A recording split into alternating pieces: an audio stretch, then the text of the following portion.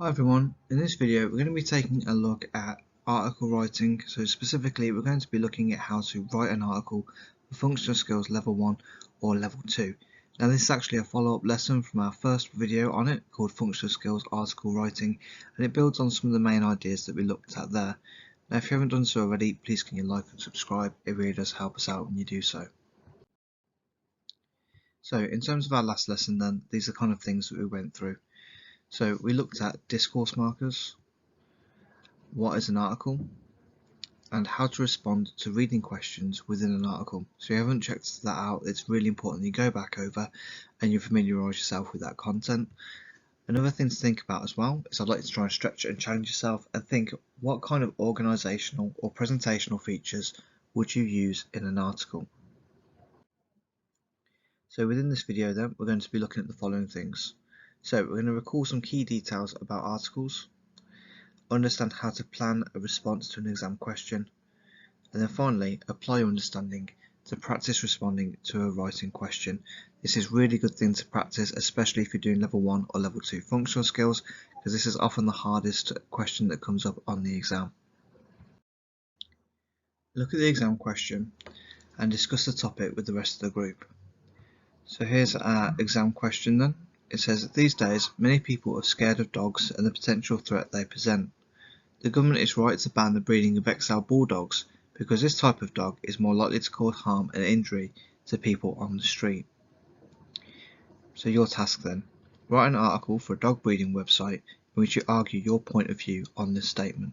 So now we've had a look at the typical question that you might get in the writing exam, let's have a look at a few challenges to help us break this down. So the first one, a very typical challenge that I'll get people to do when they're looking at a writing question, is can you identify the TAP of the exam question? Now if you're not too sure what we mean by this, it's okay. We mean the topic, the audience and the purpose.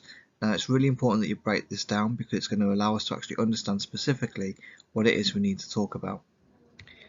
Next, I want you to think what kind of language techniques would be effective for this kind of question. So normally the acronym that we use is DeForest, so hopefully you already are aware of those ones. If you're not too sure, do check out our other videos that go through it in more detail, and we will be going through some of their example when we start to plan it together as well. And then the mega challenge, come up with 3 ideas to help plan your writing for this question. Now the reason why we try and come up with 3 ideas because the general structure for any kind of writing task is you're going to have 5 paragraphs in total, an introduction, 3 main ideas and then a conclusion. So when you break it down like that, it's really not too bad to approach, and normally we're going to be aiming for around 200 to 250 words if you're thinking about functional skills. Plan your response. So we're going to look at how to plan with purpose. So there's many different ways to plan, and these are just a few of them. So the first one is a mind map. Again, that's quite commonly used. A spider diagram, bullet points, and also checklist planning. So the one we're going to talk about today is checklist planning. It's a particular favourite of mine because what it does is it allows you to cover a lot of the areas that are going to get you a decent mark in your exam, but it also makes sure we're not spending too much time planning our response. Now remember, you don't get loads of time in the exam, so you shouldn't really be spending any more than 5 minutes on your plan for each writing question. If you are struggling to start, we're going to go through a plan on the next slide to help you plan your own response, so feel free to use any of the ideas on there as well. Checklist planning. Look at the example below and use it for your own response. So as we mentioned earlier then, the acronym that we should be using for our writing response should be DeForest. Now hopefully you're familiar with all of these, and it might vary ever so slightly depending on your teacher's own version, but these are fundamentally the main techniques that you should be using when doing your writing response. Now what we're going to think about as well is that hopefully by the time you get to the exam you've learnt your DeForest techniques off by heart, so all you'd have to do is write down the red letters down there and tick them off as you use them. Now another thing you can do as well is also create some draft sentences, and what this will do is it helps us to actually think about the rest of our response and kind of get us to think about what we're going to include in the rest of our writing. So for the first one then, what I'd like you to do is just have a look at the sentence and try and think which of our DeForest techniques have been used. So the first one says then, I believe there are many responsible owners, however. So you can see there, because it says I, we're clearly stating that this is something that someone believes, it's their view, it's their opinion. And then we have at the end, however, which again is something we went through in more detail in our previous lesson as well. Secondly, we have owners are presented with challenges, obstacles, and serious issues on a daily basis. And that would be a triplet or a group of three, also known as a rule of three. Next, don't we have the right to have the dog breed we choose? So what we've used there then is a rhetorical question. Following on from that, we have 90% of dog owners treat their animals well. So that would be a statistic. So anytime we're using numerical data, that will count as a statistic. And then finally, who doesn't want to feel safe while walking their dogs? And again, we've got another rhetorical question there as well.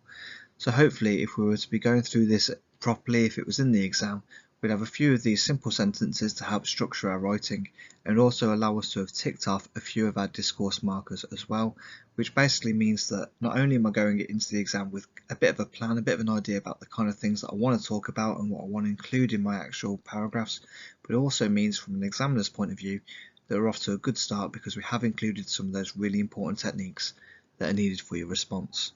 It's really important, guys, that you practice this as well, so please feel free to use a few of my ideas, but ultimately you should be trying to do this yourself. Get used to that idea of checklist planning and using those DeForest techniques so it becomes like a natural habit when you get into the exam. Look at the exam response and attempt the challenges that follow. So what we're going to look at now, this is an actual response that one of my other learners has wrote, and we're going to think about the following challenges, okay? So as we read through, I want you to be thinking about, is this an effective response? And try and be ready to justify your answer if you can. Try and think about what makes a successful response and what things it potentially would need to improve. The next thing, if you think about what we just went through with our checklist planning, has the response used any DeForest techniques? And then the mega challenge, rewrite this response using the checklist plan to improve the actual example. So maybe it is lacking in some areas, you're going to go back, you're going to use that checklist to make sure that it's getting the full requirements to get a pass in the exam. So it says then, with the rise of injuries from dog-related attacks, many people are concerned about the dangerous dog breeds like XL Bulldogs. Many people say this type of dog are aggressive, unpredictable and violent. Conversely, many other people would argue that dogs are aggressive because of the environment in which they are raised. With hundreds of responsible pet owners up in arms around the country, many people are asking, who is really to blame? So if you want to pause the video here and go through at your own time, please feel free to do so. If you've got any questions about any techniques that might have been used in this response, please feel free to leave us a comment below and we'll get back to you as soon as we can.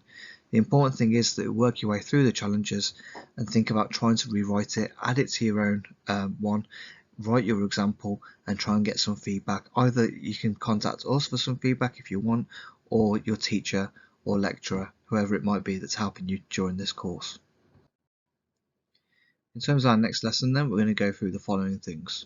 So we're going to recall the writing question from this lesson, understand how to craft an effective response, and apply your understanding to draft and edit your own response to the exam question.